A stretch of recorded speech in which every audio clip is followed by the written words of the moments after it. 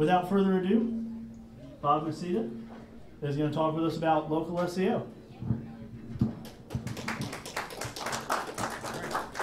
All right, guys.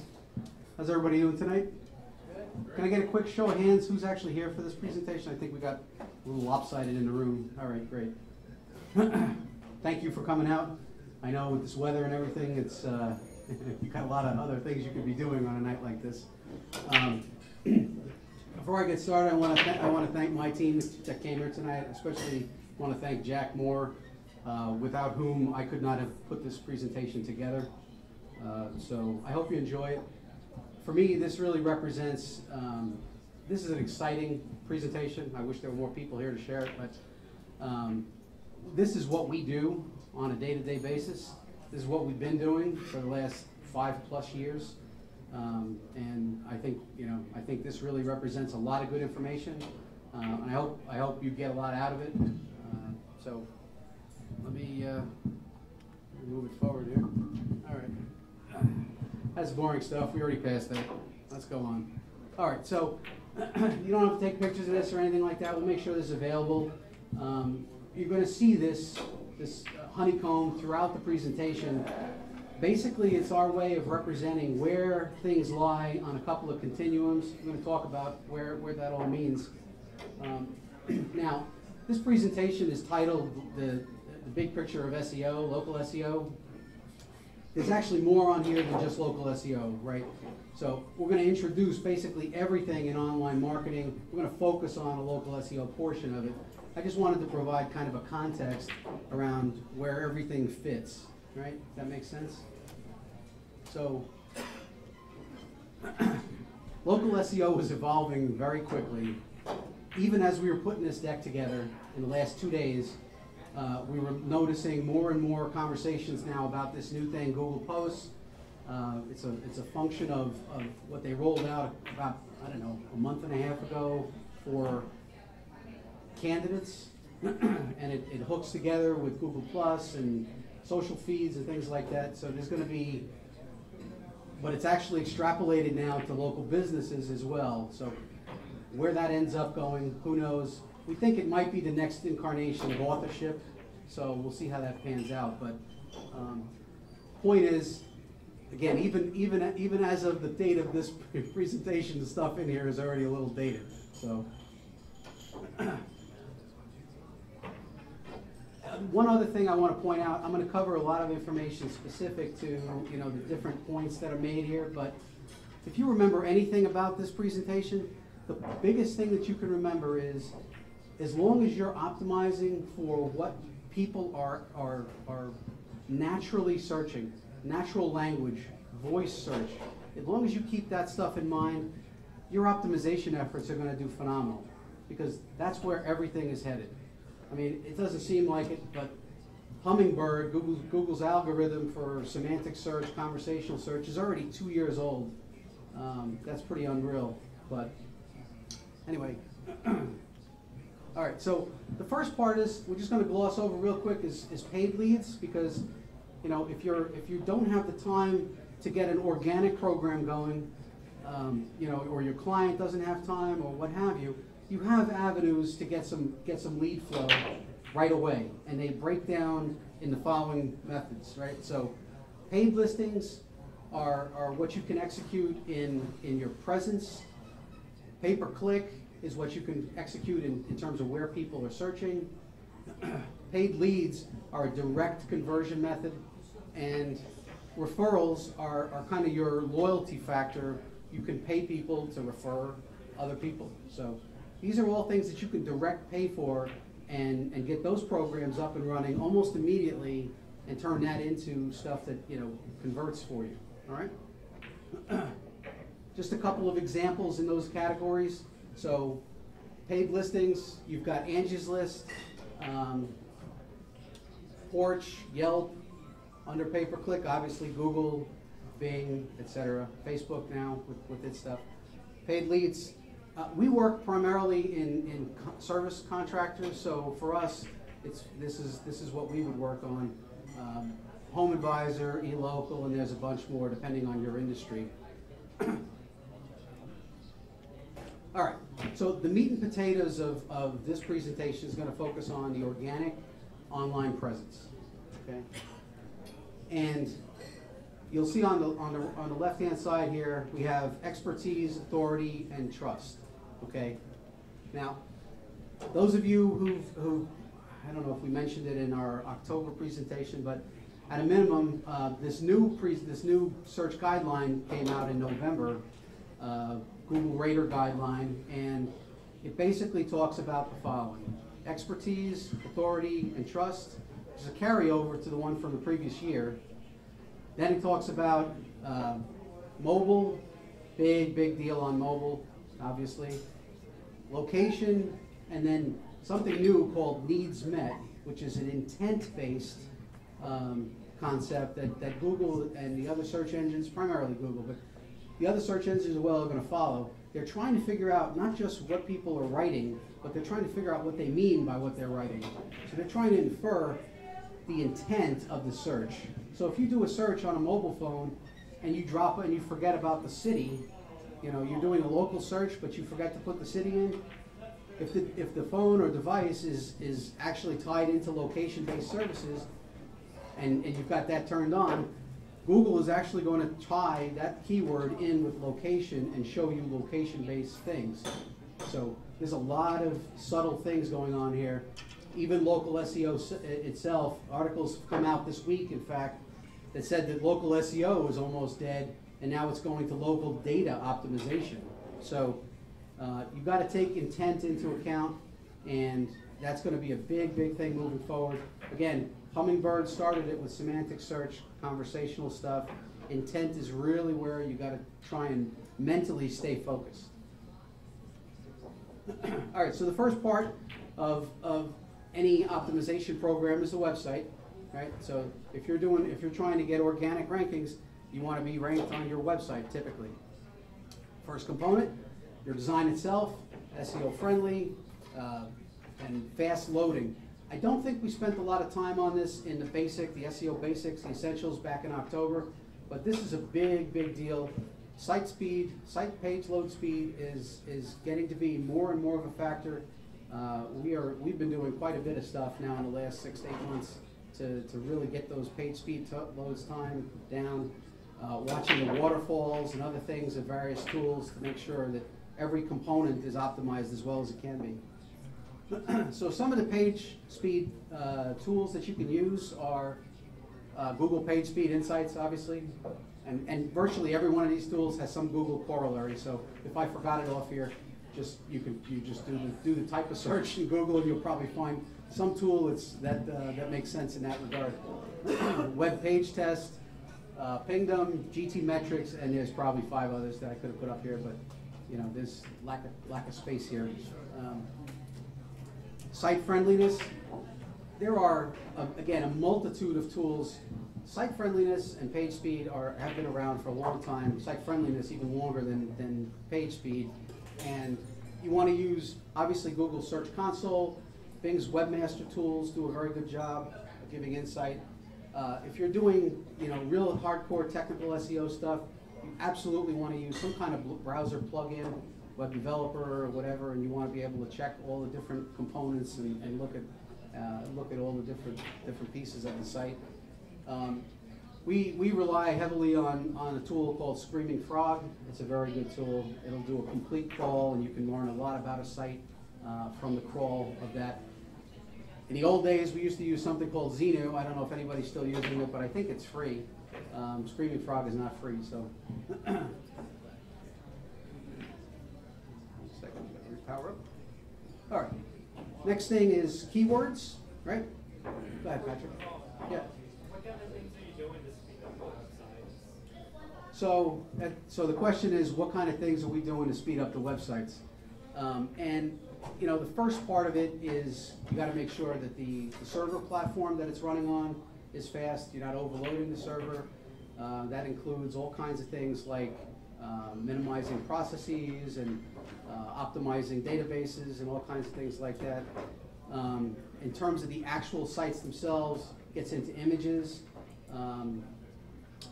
minimizing JavaScript and CSS, keeping track of the actual code and other things like that. So you want to be able to do some actual metrics on page speed. We're trying to keep every page down to a rendering speed of a half a second if we can.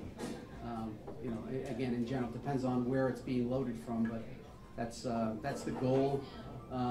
Just to put it in perspective, when we were first starting out, we had sites loading as long, 5 seconds, and again with the same basic process. So that's a huge difference. Again, we all get used to. I'm sure most people in this room get used to using pretty fast bandwidth search capabilities and things like that. That's not. You got to remember that it's not always the case for everybody who's looking at the sites. So you got to be relevant. You got to be prepared about that. But you can get even more insights from again page speed tools and things like that. If you do that and you see one piece of the waterfall takes a second and a half, that's what you got to focus on. And it could be site specific. So, but images and JavaScript and CSS, those are a couple of the big things. I'm sure I'm forgetting something, but that's at least a good start. Yeah, don't hesitate to ask questions while we go through. That way we don't have to cover everything at the end if you want. All right, keywords and on-page metas. Again, this whole site piece is really pretty much a takeoff on the SEO essentials, so we don't have to spend a tremendous amount of time. I did want to provide some tools though for some of these aspects that we rely on heavily, and we don't use every one of these, but we do use quite a few of these. So, and we've looked at every one of these pretty much. SEMrush has a fantastic keyword capability. That would be one of the primaries that I would recommend.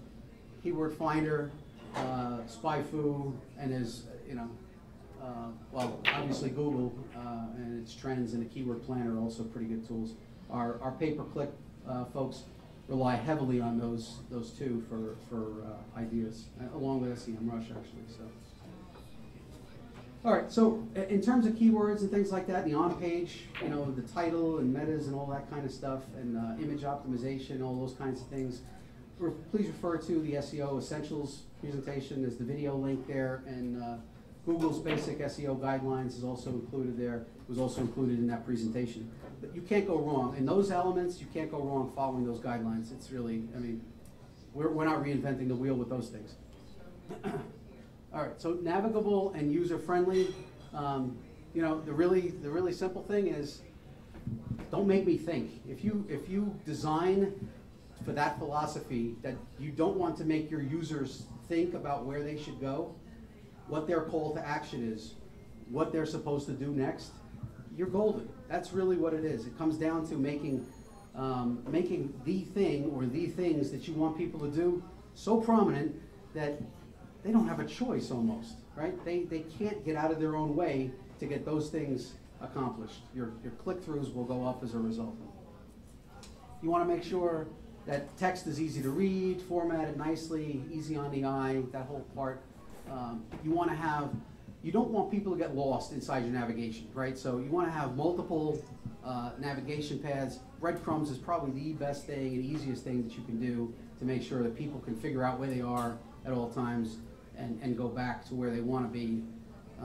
The back button is always an obvious thing, but that's not as nice nowadays as breadcrumbs and some other things with respect to menus and whatnot that you can do. All right, did I skip? Sorry. All right, so a couple of tools that you can use for sort of your advanced conversion rate optimization is the first two on here they're very, very graphic. We like them because the tool that we helped develop also has something similar. Lucky Orange and Crazy Egg are both very graphical. They use visual heat map kind of rendering to figure out where people click on the page, and so you can get a sense of that kind of thing. Some of the other ones are pretty heavy duty. Optimizely, Unbounce, and Visual Web Optimizer. Frankly, I have not used any of those three, although we did just look at Optimizely. We may run that into the path also. But these are tools, again, get the basics right, and then maybe you start working on these things. These are the advanced conversion rate type of things. And frankly, we are not even as good as we've been doing. We are still not experts in these areas. So Try not to beat me up too much on those. All right, step 5. So the basic site is done. Obviously, as you were developing it, you got to make sure it was mobile friendly, or device independent is even better. Same idea, really. I mean, depending on your industry, there can be up to 60 or 70% of the searches taking place online can happen on mobile devices now, or laptops or tablets or what have you. People on the move, especially in the local space, there's a lot of that going on. They may not always convert using local and their tablets and mobile devices, but they are very, very strongly doing research. The research phase and the local SEO part of it are very important for your benefit in the local space, in mobile specifically. All right, so smartphones, tablets, laptops. I threw a couple of kind of almost joke things in there, but really just to kind of jar your ideas about where things can go. Virtual reality. If you guys have anybody in your office, we do. If somebody with an Android device that's compatible with the virtual reality, that stuff is unbelievable at this point and getting only better. Google Glass, right? Cars. I mean, I don't know if anybody's test driven a Tesla. I did. It was a lot of fun. That thing is basically a mobile. It's a mobile platform for any kind of search. You can tell it where you want to go and what kind of restaurant or any other thing you're looking for. It finds it because it's plugged into AT&T's mobile data network at all times, and it actually will plot the navigation to it and everything else. So while that's not common yet, it's coming, and that's kind of why I did it. I wanted to see what the absolute best case is for everything in that world, and I was impressed. So accelerated mobile pages. I'm not sure if you've seen a lot on this yet. It just came out really in say January-esque. But there are a couple of tools here. So Google has an AMP tool, and there's even a demo site that I've included here. So there's so few pages that are actually optimized for AMP that if you do a lot of searches on that AMP demo thing, make sure you use your mobile device, by the way. You got to be hooked into mobile data on your that g.com AMP demo. But if you see, you'll see like a carousel type of result, then you know those pages have been AMP optimized, if you will. And we've again, just like everybody else, we've just started rolling this out through our client base. I can't even provide you with an example of AMP pages that have been, found. All right. Next thing we go to is content, and here again, content. This topic has been beaten to death pretty much online everywhere. Content is king. Well, content is only king to the extent that it's not Panda-esque or thin content. Too many pages is bad content, right? So you got to make sure that you weigh the benefits of having pages that are extremely specific with, possibility of providing too little information and being rendered, to the Panda penalty. All right, so what kind of content is good? I got the thing is flashing me here. Unique, helpful, descriptive, and content obviously that drives your conversion. So content that helps convince people to take the next action, click to your conversion path. That's what you want your content to do. Obviously, you want content that describes your products and services. You want content that satisfies people in terms of your hours of operation, pricing if necessary. There was a survey that just came out this week. I didn't link it to it because we were already done with this deck, but there was a survey done by Bright Local. They just actually did a survey about what people want to see when they go to a website, and the type of things that they're actually looking for are, the top of the list is the products and service descriptions, hours of operation, and pricing. Those would be like the top 3, I think. So if you get a chance, go do a search for that Bright Local survey, and you'll be able to see that information is rendered. That's the content that people are most looking for. So Products, services, brand, about, contact, you know, all those type of things, make sure is in there. All right, now we get to the fun stuff. This is really what maybe I hope everybody came here for.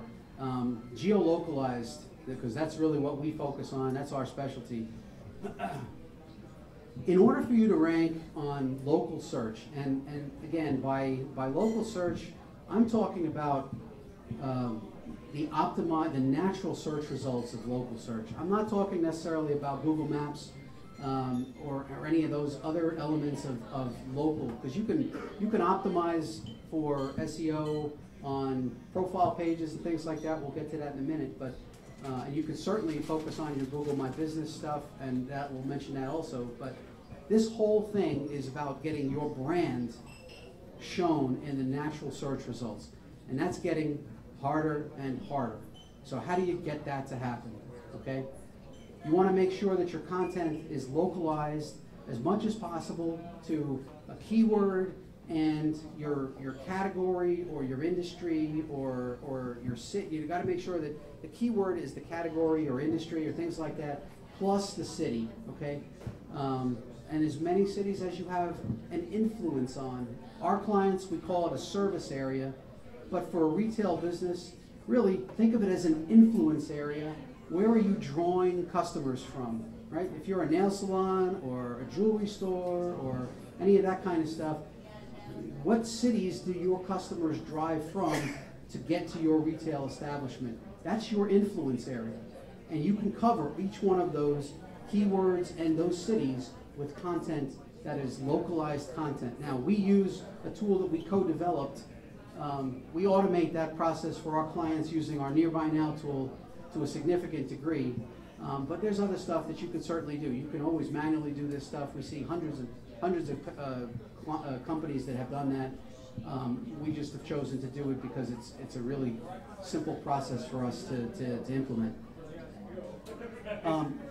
I also highly, and I obviously I can't even say this enough. If you do nothing but remember that you want to optimize for localized, conversational content, and you want to use schema, that one sentence basically summarizes all the focus that I would have here tonight. So make sure that you're using schema as much as possible. We see that as a huge differentiator in terms of how our clients show up and what data we control when we show up. So it's twofold. It's not only that they rank better, but we control much more of the data that's visible in the search results when they do show.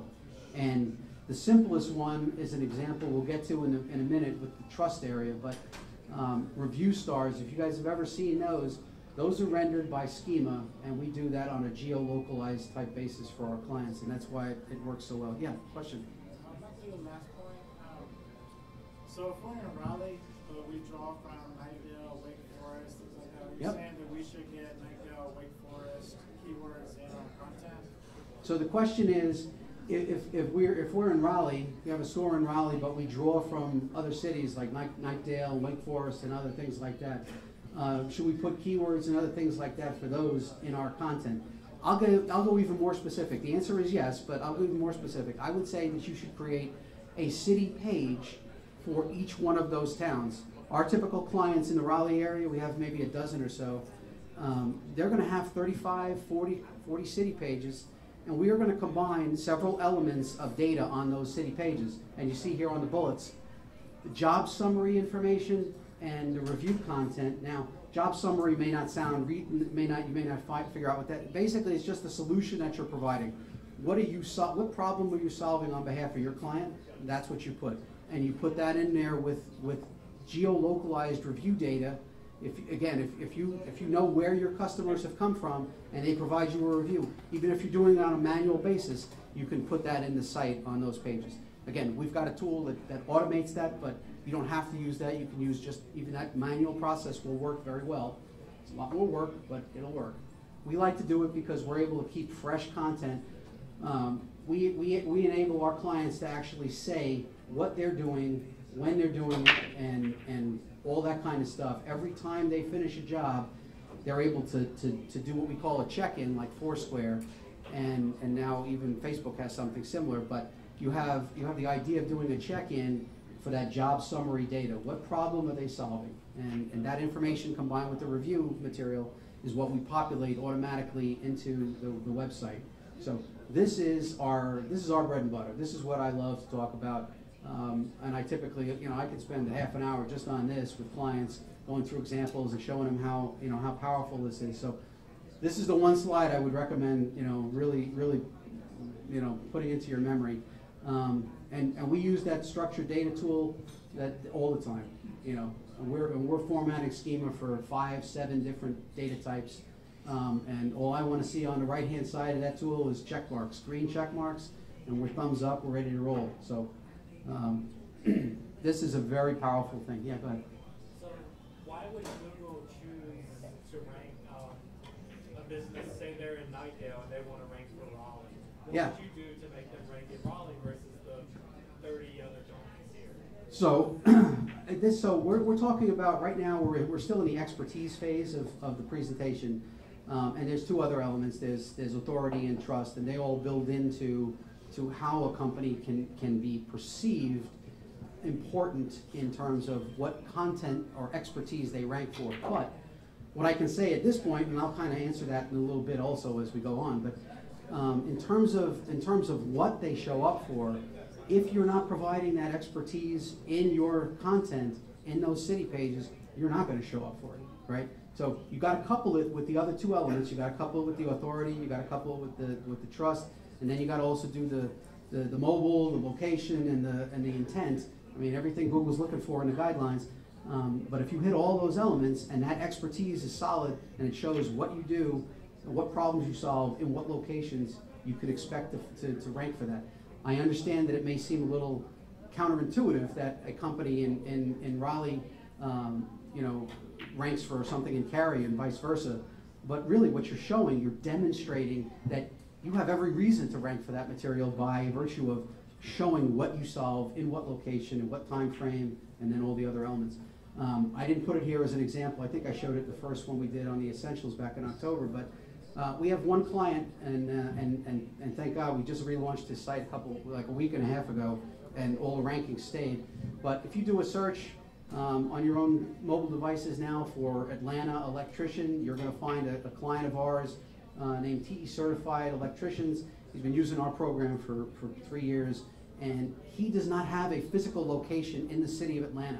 Now you want to talk about ranking, that's better than, I mean, Raleigh's growing and everything like that, but Raleigh is not a 3 million or a top 5 city in the country. Atlanta is, and he has constantly beat out clients that are 5, 10 times his size because he is demonstrating that he does work in Atlanta. He just doesn't have a physical location there. I hope that makes sense. All right, on and up. All right, second thing in the EAT algorithm is authority. This basically is what the overall internet thinks you're authoritative for. So it's kind of take the expertise part of it. That's you saying it. Authority is what the overall internet, how authoritative they see you, right? And there are 2 components to this. I'm sure most folks in this room have heard of this, domain authority and page authority. They both have their place. You cannot rank authoritatively you can't rank anything in expertise. If your authority, if your domain and page authority are below every other competitor you're trying to compete with, I got news for you. You're not ranking. It's that simple. You may get a real big outlier. You may look for long tail stuff, but for anything really competitive and local, on the organic stuff, you have to get above that minimum threshold of what is considered authoritative for your industry and your location in order for you to rank. Not my rules, folks. This is the Google, the master gods. That's what they're talking about, and that's what it really comes down to. We see this over and over again. And just to put it in perspective for you, the scale, if you use something like Moz, which is what we use, it's pretty consistent, so it's pretty good. We can work with it. It's a logarithmic scale, so it goes from 0 to 100, but a 10 is not, so if you have a domain authority in the 20s or something like that, you're not failing. You're actually doing pretty well typically. If you're a local business in most areas of the country and you have a domain authority of 20 or above, you're probably okay to start ranking for stuff. If you're only in the teens or even less than that, you better do some of the stuff that we're going to talk about here in terms of citations and link building and so forth in order to get that authority up so you can be effective and authoritative so you can compete against everybody else on that expertise elements. All right, so some of the stuff that you can use are Moz's Open Site Explorer, or just Moz in general. I mean, if you use the Moz bar that plugs into Chrome and such, you'll see that right there on the thing when you have a Moz Pro subscription and so forth. SEM Rush is a little inconsistent, but it's good. Again, all these tools, I wouldn't rely on any one tool, really, for anything that I'm talking about. Don't rely on any one tool if you can help it. Try to use a balance of tools. They use different methods to acquire data, so not all the data is exactly accurate on all cases. You want to make sure you balance it and you know, form an idea based on a couple of different elements. Majestic is fantastic. Majestic probably has the biggest data set in terms of link data. They have a fresh data set and an historical one. We don't use Ahrefs, but I've heard very positive things about it. So that's another one you can put into the mix. That's really it, folks. Those four really could represent the majority of what you use to do your link analysis, your authority analysis. I think they provide a very strong picture. All right, social media. Everybody wants to be social media, so forth and so on. Want to create profiles, right? Where do you need to create social media profiles? As a business, you want to create a Google My Business profile. And if I have one thing to say about that, you want to make sure that your category is selected properly. You have a couple of options on Google My Business for your category. Make sure you select it correctly, because if you select the wrong category, that profile may as well be invisible. Okay, so that's the key thing. I would recommend going and reading one of the many guides on creating and updating and everything else, the Google My Business profile. They continuously change this stuff. So even if I were to tell you the latest and greatest today, it would change next week, next month. Like I said earlier, Google posts have come out. They're most likely tied into this, and we'll have to see how it all shakes out. So obviously Facebook, YouTube, Twitter, etc., LinkedIn. Hey, if you guys do business with other businesses, which most companies do, you want to have a LinkedIn profile. I mean, it may not be, intuitive necessarily, but now you should have one as a business, not just as an individual. You should have a company profile. You should update that and make sure people are included and so forth. Depending on your industry, you may want to have Instagram, you may want to have Pinterest, you may want to have a couple of others. But I think you captured the majority of them here with maybe the top 5. Again, there's this whole Pareto principle, 80-20 rule. You can most likely get the biggest stuff accomplished focusing on the top 80% and forget about the 20 if you don't get around to it. I would rather see you work on all the elements of this thing as opposed to just one area, because if you don't do all of the areas, you're probably not going to do as well as you could. Yeah. Did you have a question? Yeah. How, working with small businesses with limited resources and time resources, how do you work with them to focus? Because you have 1, 2, 3, 4, 5, 6, 7, and then possibly another 8, 9 different social channels to do. I mean, do you try to all in a couple, or do you try to spread yourself across 10 channels? That's a great question. We run into this all the time, so I understand where the question emanates. The question was, there's 7 or 8 or 10 or however many social media profiles out there that you could really focus on.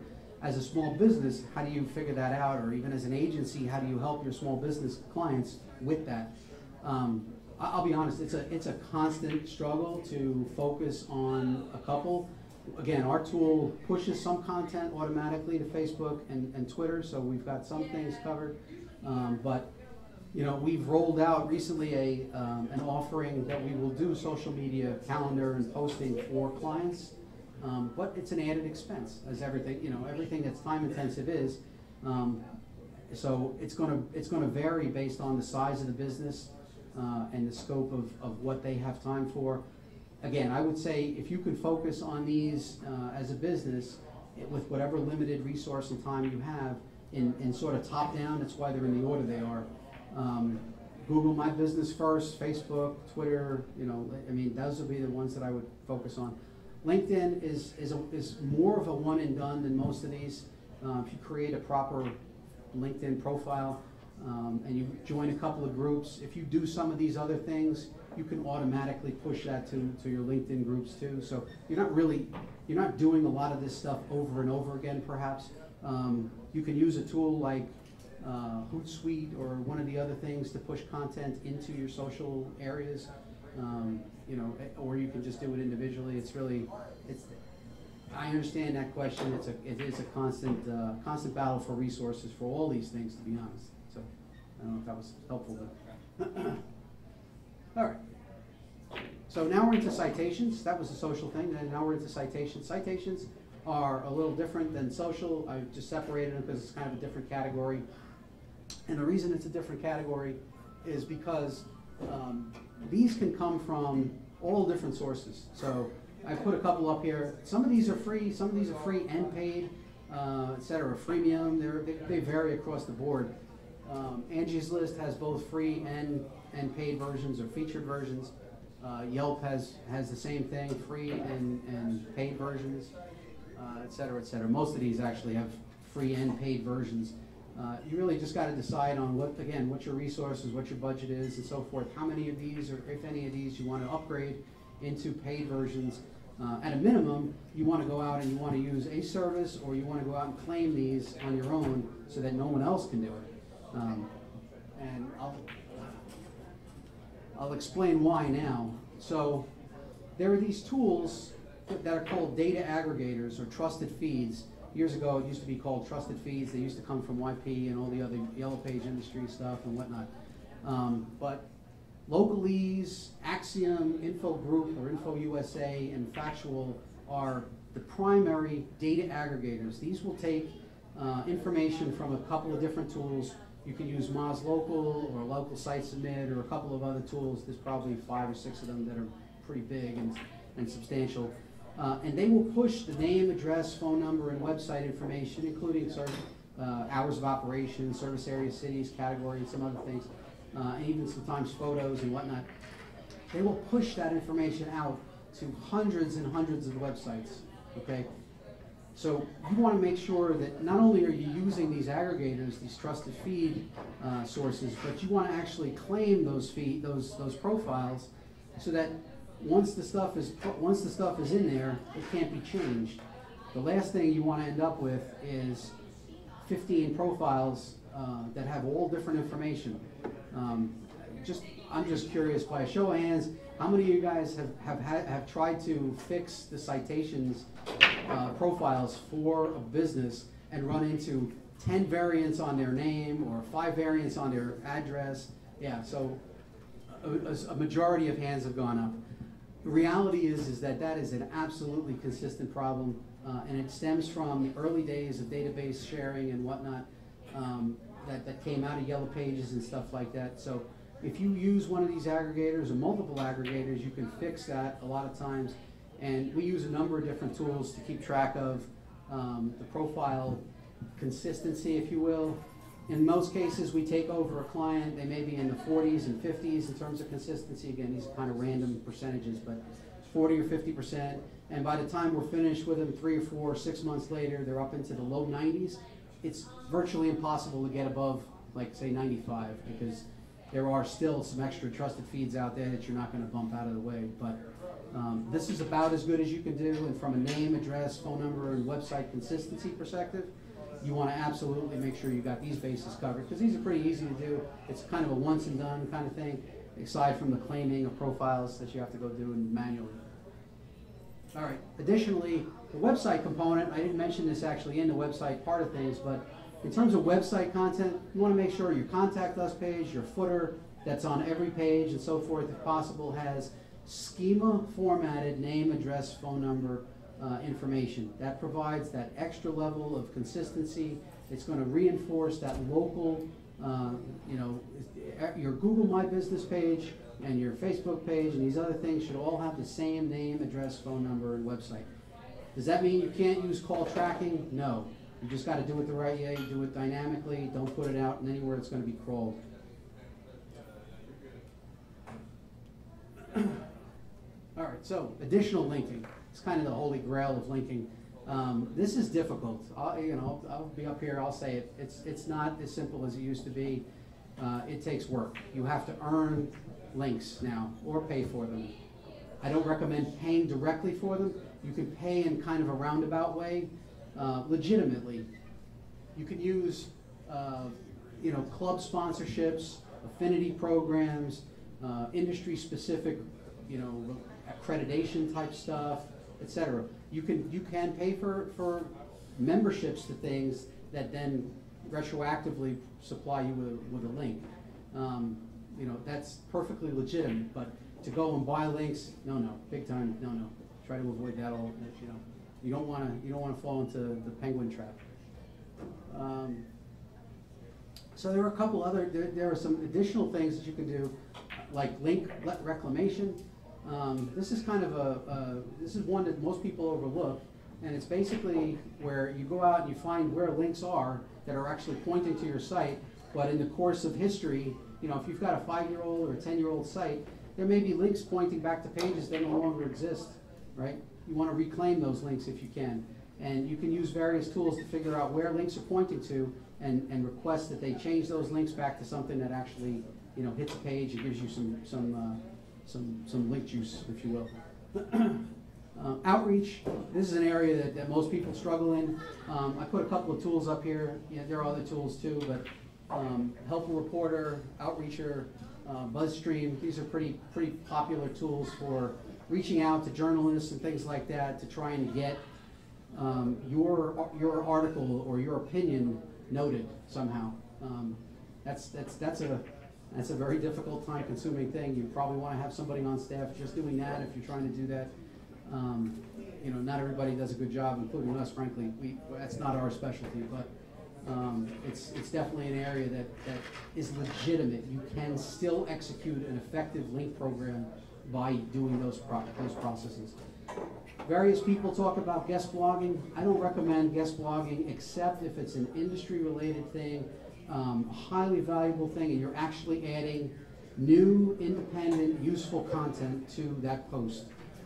If you're just posting, for the sake of posting, then you want to say, great post, don't do that. That's not an effective guest post. If you're posting and you're actually expanding on the article topic or you're expanding on the idea, fine. You're actually providing original material. That's legitimate. But try to avoid just jumping on the bandwagon, if you will. All right, and now trust. So expertise, authority, trust. This is the third component, trust. Everybody's aware of this. It's reviews, right? So there are two different types of reviews. There's external reviews, there's internal reviews. We refer to internal reviews as reviews that go on the website.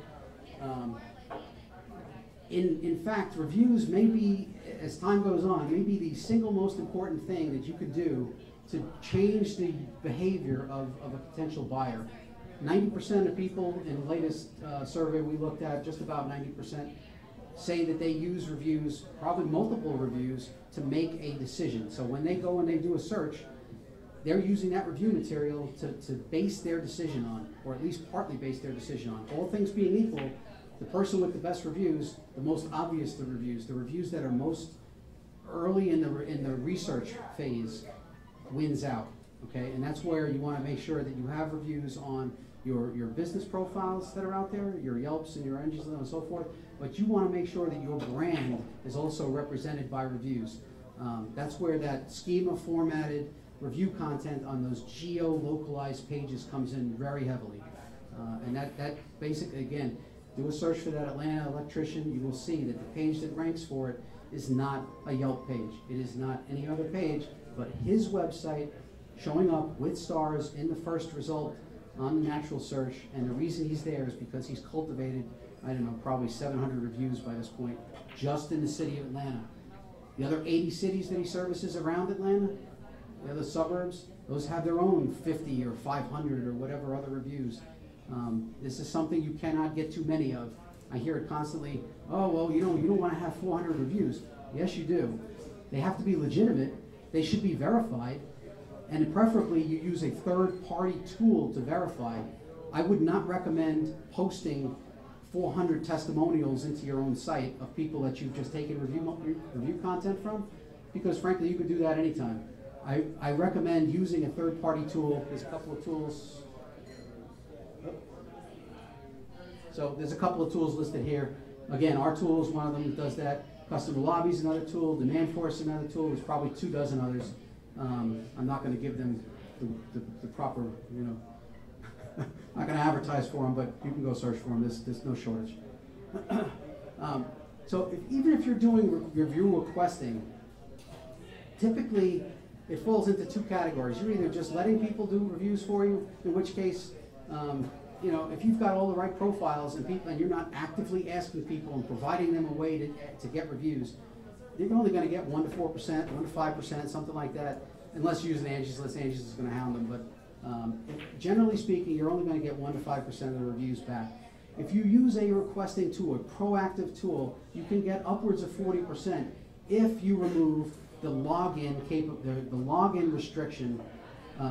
Be honest with you guys, one of the reasons our tool exists the way it does is because we've learned that by removing the login restriction that other sites have, Yelp, Angie's List, Google, etc., we can get the review rate up, the completion rate up from 7-10% to 40% or plus. That's a huge disparity, and it's really because people are privacy oriented. I'll say lazy as well, a little bit. They don't want to do that extra step. Again, in the conversion stuff, you want to make it as easy as possible. Don't make me think. In other words, don't make me enter information if I don't have to. Get out of that process, remove the login, and you'll get a higher review percentage back. Last point to trust is publishing. You want to make sure that these reviews are published to the right places. And preferably you want to use native code. You want to make sure that those reviews are published in your website. They're not on a widget. They're actually something that's crawlable. Again, using schema formatting if at all possible, so you as a brand get that benefit. It makes all the difference. A lot of tools, they only provide you with a widget, like an ad unit. You just kind of paste that in, and you have to click off that over into their site in order to see the reviews. We find that to be far less effective, both for ranking and for conversion purposes. Again, so you want to make sure that you get those reviews in a couple of different locations: your website, your social profiles, and your business profiles as well. All right, and now that's basically the meat of everything. I just want to point out a couple of the other things that round out the online presence portion of stuff. Conversion is a big deal. Obviously, it doesn't matter how many people you get to the site if you don't convert it.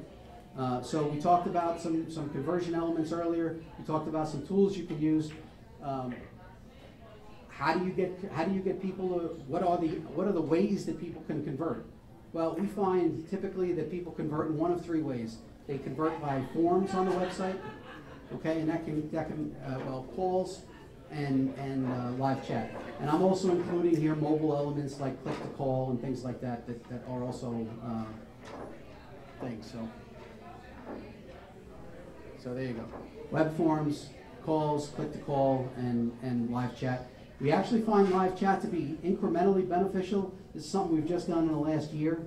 We've installed live chat on a bunch of clients, and the analytics point out that it's not cannibalistic to calls or web form fills. It is additive, so it's a good thing. And again, finally, I'm glossing over these a little bit because we wanted to focus on the online SEO, local SEO. Loyalty, again, once you have a customer, I don't know what I don't know where I'm quoting this from, but I remember that studies have shown that it's 20 times harder to get a new lead than it is to keep a current one.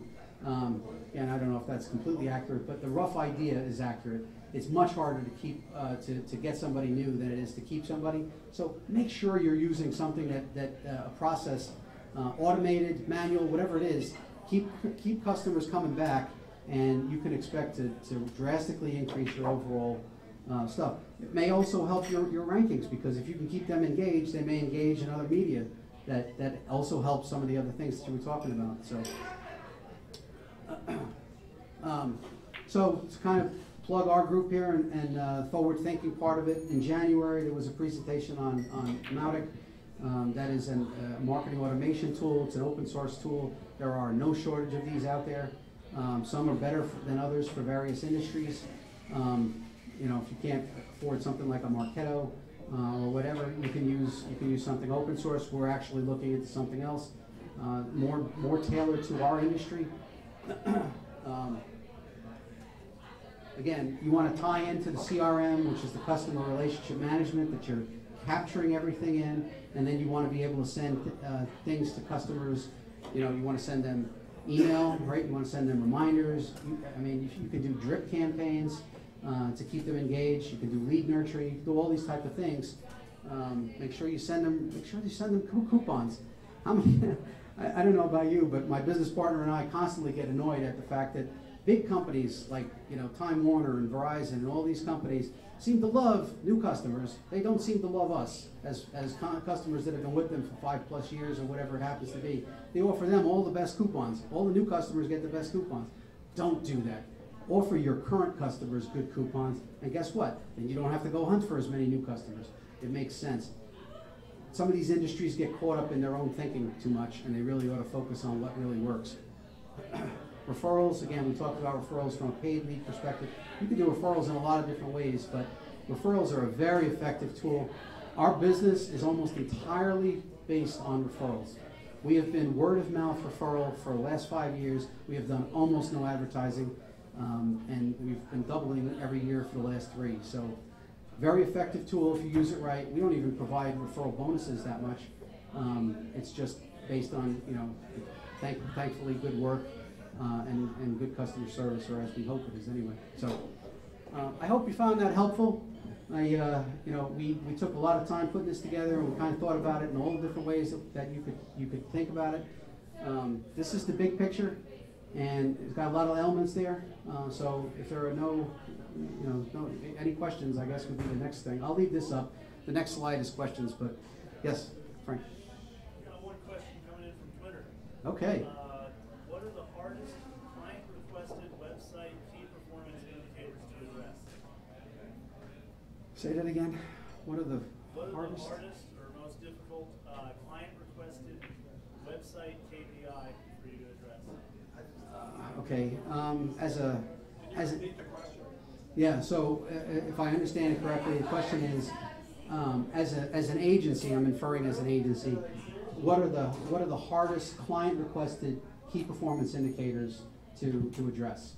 And again, as an agency, we're trying to talk about the entire conversion funnel.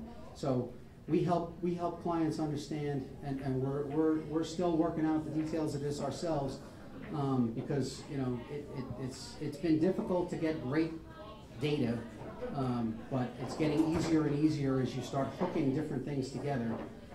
But clients want to know, you know, how they're ranking. They want to know what activity is going on the website. They want to know what those conversions are, and then they actually want to know, if they can, what that means to them in terms of sales or revenue or products and so forth that they can expect.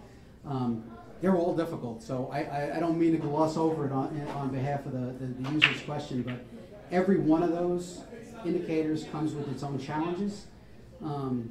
You know, in the beginning, ranking was a challenge because you couldn't do too many searches. You had to find tools that wouldn't, you know, spam the search engine and so forth. And then getting website data was tricky because various analytics didn't always count goals correctly and whatnot. And then trying to map that to conversions and other things, you know, you're trying to figure out the goals and all that. Everything has its challenges. I would recommend that, you know, you just go through it step by step by step. I do find that too many people in the industry are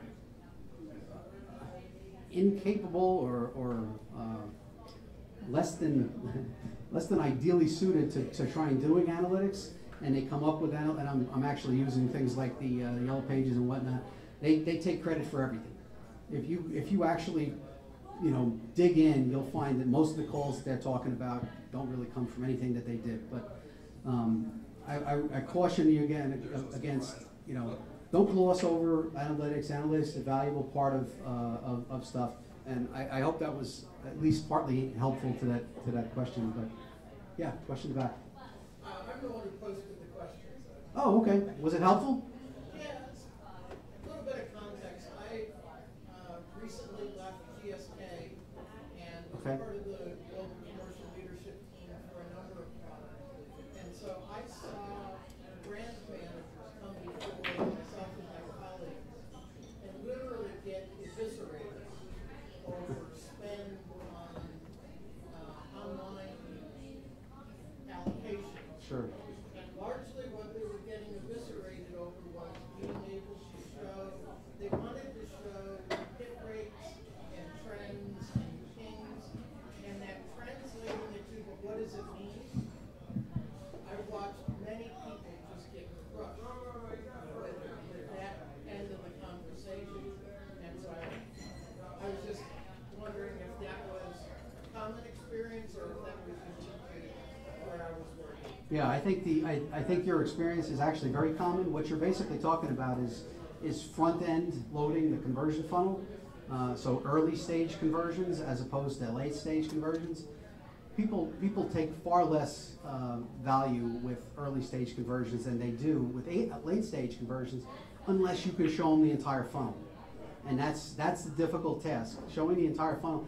I mean, I've been doing this now for 15 plus years, and it's only in the last 2 that you really have the data capability to tie end to end together, from searches to traffic to conversions to sales in some case, however you want to phrase it.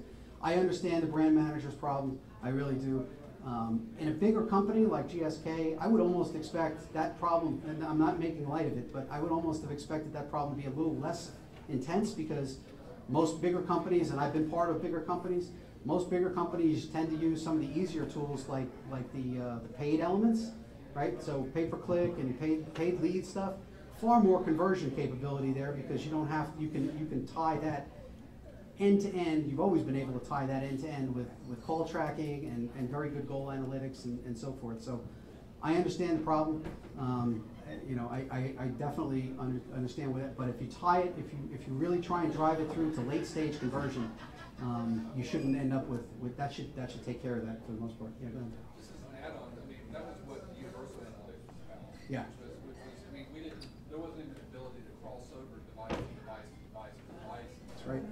And that's what, how many years ago? Yeah, a couple years ago. So, yeah. So again, it may not have even been possible, 5 years ago to do very well, but it really is becoming more and more a possibility. So, hopefully they don't get any more trouble. Any other questions? Well, you've got my contact information if you have any follow-ups. Oh, okay. So last thing I want to point out, again, is kind of a tie-in to the very beginning. If you walk away from with nothing else here, absolutely make sure you're aware of voice search and natural language search, conversational search, semantic search, all those elements, they're all pretty much the same thing. If you are emulating what people organically think and do and act and behave like, you will rank better, and you will stay happy, or your clients will stay happy. Not easy, but that's where our feeling is that it's headed there. So I want to thank you guys for coming out again. It's been my pleasure to talk. I hope I didn't lose anybody or put anybody to sleep.